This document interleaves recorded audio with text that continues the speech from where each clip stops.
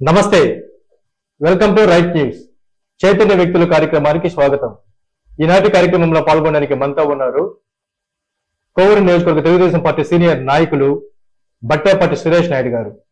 Present Telugu Desam party రాజకీయాలు, అలాగే అధికార పక్ష వైఎస్ఆర్ కాంగ్రెస్ పార్టీ ఆగడాలు కోవూరు నియోజకవర్గంలో ఎలా ఉన్నాయో ఆయన మాట్లాడే విధి తెలుసుకుందాం. నమస్తే సార్. సార్ బాగున్నారా? సార్ చెప్పండి, సురేష్ నాయుడు గారు అంటే Telugu Desam party hard core fans లో ఒకరు అంటుంటారు, నిజమేనా? ఎప్పటి నుంచి తెలుగుదేశం పార్టీతో మీకు అనుబంధం కొనసాగుతుంది? మాకు 83 నుంచి పార్టీ పెట్టిన దగ్గర నుంచి తెలుగుదేశం పార్టీ. మేము బతికిన రోజులు పార్టీయే, మా ఊపిరి ప్రాణం పార్టీ. ఇంతలా తెలుగుదేశం పార్టీతో మీ అనుబంధం కనేసుకోవడం గల కారణం ఏంటి? నేను పర్టికులర్ గా అయితే మా నాన్నోళ్ళు తెలుగుదేశంలో ఉన్నారు. నాకు ఎన్టీ రామారావు గారు మీద అభిమానం ఎక్కువ. సో నేను చదువుకునే రోజుల్లో కూడా ఆయనకి మంచి అభిమాని. ఆయన మాట్లాడుతుంటే ఎంటుకలు రోమాలు అట్లా నిక్కముడుచుకునేది, ఆ స్పీచ్ అవన్నీ కూడా. అలాంటిదే వచ్చింది. ఎమర్జెన్సీ టైం నుంచి నా ఏజ్ 11 years, అప్పుడు యాంటీ కాంగ్రెస్ భావం ఎక్కువ ఏర్పడిపోయింది ఆ రోజు నుంచి నాకు. ఒక రకంగా దూర్ రాధాకృష్ణారెడ్డి అన్న గారు కూడా నాకు అభిమాని. నాకు అంటే ఆయన ఎమర్జెన్సీ టైంలో జనసంఘ్ వాళ్ళు మా ఇంట్లో అవి పటాలు అవి పెట్టుకోవడము, ఆ బాధలు అవి చూడడం, నేను శాఖకు పోవడం. సో యాంటీ కాంగ్రెస్ భావం బాగా ఏర్పడింది. సో అప్పుడు ఎన్టీ రామారావు గారు యాంటీ కాంగ్రెస్ భావజాలంతో ఉన్నారు కాబట్టి ఇటు ఆయన మీద అభిమానం ప్లస్ అది రెండు తోడయ్యి ఇవి ఇట్లా వచ్చేసాం.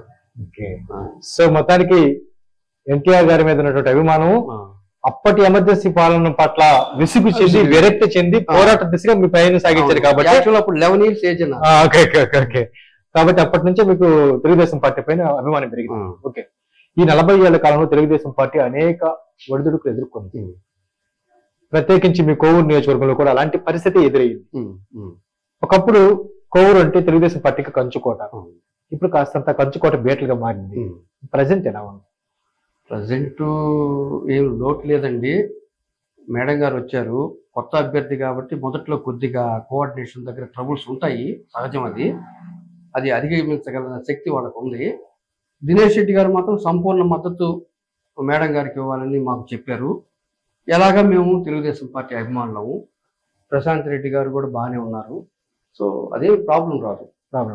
అదేదో చిన్న చిన్న లోపాలు ఒకవేళ ఉంటే అదే సార్. సురేష్ నాయుడు గారు ఒక చిన్న మాట, కష్టకాలంలో తెలుగుదేశం పార్టీ జెండా మోసినటువంటి కార్యకర్తలకి, నాయకులకి కాస్తంత ప్రయారిటీ తగ్గి కొత్తగా వచ్చిన వాళ్ళకి ప్రయారిటీ పెరిగింది ప్రశాంత్ రెడ్డి గారి దగ్గర అన్నటువంటి ఒక టాక్ ఉంది, నిజమంటారా? అది ఫస్ట్ లో వచ్చిందండి. ఎందుకురా అంటే మేడం గారు కొత్త, ఈ వైసీపీ వాళ్ళు లేనిపోని అపోహలు కేడర్లో కలిగించడం అయితేనేమి, సో కొంచెం మిస్అండర్స్టాండింగ్ వచ్చిన మాట నిజం.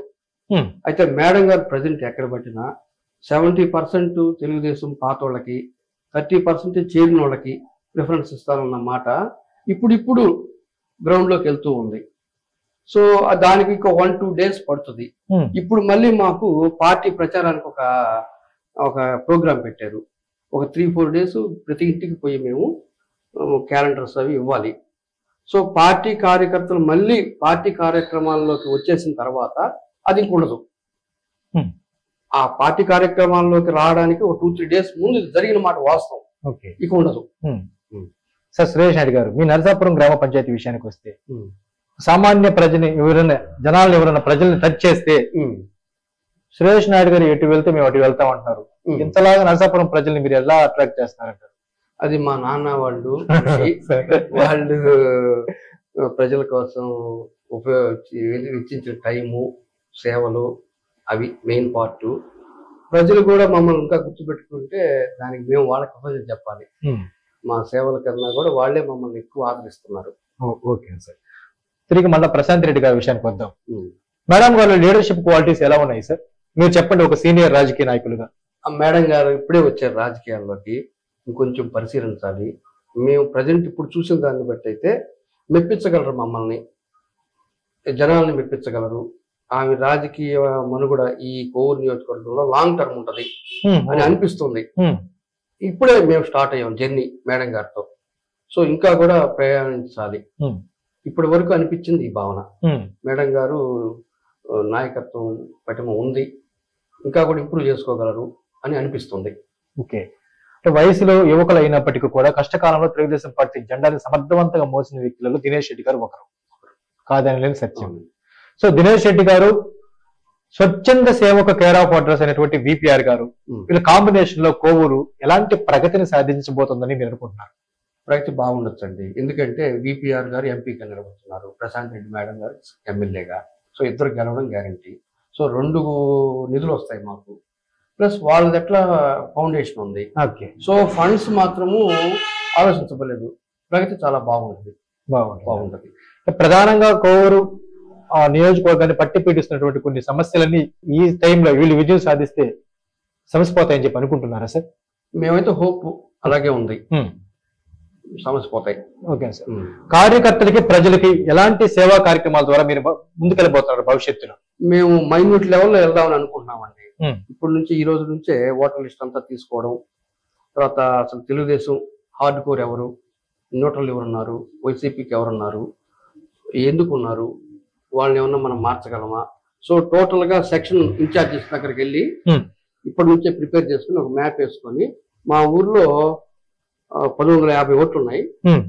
సో 1700 పోల్ అవుతాయి. 700 మెజార్టీ అంటే పర్సంటేజ్ తీసుకున్నప్పుడు 30-35% మెజార్టీ పోలైన ఓట్లు తేవాలనేది మా నిర్ణయం. ఖచ్చితంగా సాధిస్తామని అనుకుంటున్నాం. Okay, congratulation sir. ఓకే, అయితే వైఎస్ఆర్ కాంగ్రెస్ పార్టీ నాయకులు మాట్లాడుతూ, మీ హోప్స్ అయితే బాగానే ఉన్నాయి. వైఎస్ఆర్ కాంగ్రెస్ పార్టీ నాయకులు మాట్లాడుతూ, అంటే గల్లీ స్థాయి నుంచి సీఎం గారి దాకా మాట్లాడుతూ, మేము విరివిగా సంక్షేమ పథకాలు అందిస్తున్నాం కాబట్టి అవే మాకు ఓట్లు రాలుస్తాయి అని అంటున్నారు. ఇంతకీ జగన్ గారి సంక్షేమం పైన మీరేమంటారు సార్? సంక్షేమ పథకాలు అనేది ఆయన కొత్తగా ఇచ్చింది ఏమైతే లేదు, 100% లేదు. పెన్షన్ పాతది, ఇట్లాగా అన్ని చెప్పుకుంటూ పోతే పాతవి ఉన్నాయి. 2-3 పథకాలు ఉన్నాయి, పేర్లే మారే. పథకం అయితేనేమి కొన్ని ఉన్నాయి, 1, 2, 3 అలా ఉన్నాయి. కానీ తీసేసిన పథకాలు ఎక్కువ ఉన్నాయి. సో 2 తీసేసాడు, 4 పెట్టాడు అనుకున్నాం, అంతా బ్యాలెన్స్డే. తర్వాత ఇసుక అంతకుముందు ఫ్రీ ఉండింది, మరి ఇప్పుడు డబ్బులు అమ్ముతున్నారు. మద్యం డబుల్ అయిపోయింది. సో ఇంత రెవెన్యూ పెరిగిన తర్వాత సంక్షేమ పథకాల్లో ఏమో నీకు కొన్ని కోత వచ్చాయి, కొన్ని పెంచాడు, ఈక్వల్ అయింది. మరి వచ్చిన ఎక్సెస్ ఇన్కమ్ ఎక్కడికి పోయింది? అవినీతి. అది మీ అధినాయకులు చంద్రబాబు గారు మాట్లాడుతూ, ముందు ఒక బటన్ నొక్కుతారు, వెనక ఒక బటన్ నొక్కుతారు, అదేనా? 2 బటన్లకే ఎక్కువ పోతున్నాయి. అధిక ధరలు. సపోజ్ డీజిల్ పెట్రోల్ తీసుకోండి, పక్క స్టేట్లకి ఇక్కడికే తేడా ఉంది. ఈ ఎక్సెస్ అమౌంట్ ఎక్కడ ఉంది? ఆబ్కారీలో వచ్చిన ఎక్సెస్ ఇన్కమ్ ఎక్కడ ఉంది? ఇసుక ద్వారా వచ్చింది ఎక్కడ ఉంది? కరెంటు ద్వారా వచ్చిన ఇన్కమ్ ఎక్కడ ఉంది? సంక్షేమ పథకాలు మీరు ఇచ్చారు, ఒక 2-3 పథకాలు, కానీ 30 పథకాలు తీసేశారు. చంద్రన్న బీమా అయితేనేమి, అన్నా క్యాంటీన్స్ అయితేనేమి, ఇలాంటి ప్రజారంజకమైన పథకాలు చాలా తీసేశారు. పెళ్లి కానుక అయితేనేమి, తోఫాలు అయితేనేమి, ఇవన్నీ తీసేశారు మీరు. అమ్మ ఒడి, ఇంకోటి ఏదో 1-2 పథకాలు కొత్త ఇచ్చారు. తర్వాత ఇక్కడ యాక్చువల్గా వాలంటరీ వ్యవస్థ చాలా బలమైంది అంటున్నారు. అసలు శాపమే వాలంటరీ వ్యవస్థ ఆ పార్టీకి. ఎన్నికలలో శాపం అవుతుంది, అడ్వాంటేజ్ అయితే కాదు. ఎందుకంటే వాళ్ళు చేసిన ఆగడాలు చిన్నగా లేవు. అంటే ఒక వ్యక్తి చాకరీ లాగా చేయించారు ప్రజల చేత, పథకం ఆగిపోద్ది అంటే అని వాళ్ళు ఆ విధంగా బిహేవ్. జర్మన్ నియంత అడాల్ఫ్ హిట్లర్ లాగా పరిపాలన ఆ వాలంటీర్ బిహేవ్ చేశాడు.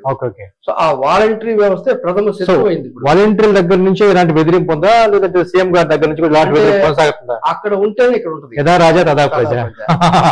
అక్కడ ఎలా ఉందో అది పేపర్ లో మనం చూస్తున్నాం, కానీ లోకల్ గా వచ్చేటప్పటికి వాలంటరీ వ్యవస్థ సేమ్ అలాగే బిహేవ్ చేస్తుంది. సార్ సురేష్ నాయుడు గారు, ఇందాక మీరు మాట్లాడుతూ ఇసుక విషయంలో పెద్ద కుంభకోణం జరిగింది అంటున్నారు. మరి ప్రత్యేకించి మీ కోవూరు నియోజకవర్గంలో కూడా సుదీర్ఘ పెన్నా తీర ప్రాంతానికి సంబంధించినటువంటి పరిస్థితి ఇక్కడ కూడా లాగా జరిగింది. అవునండి, ఇంకా ఎక్కువే జరిగిందండి.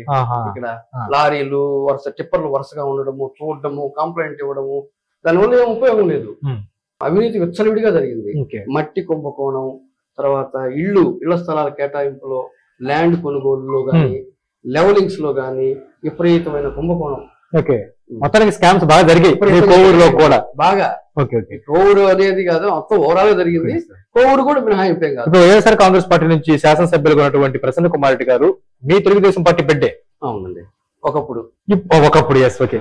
ఇప్పుడు తెలుగుదేశం పార్టీ వేరే అభిమానులు రెండుగా చీలు, కొంతమంది ప్రసన్న రెడ్డి గారికి, కొంతమంది ప్రశాంత్ రెడ్డి గారికి సంఘీభావం ప్రకటించే అవకాశం లేదండి.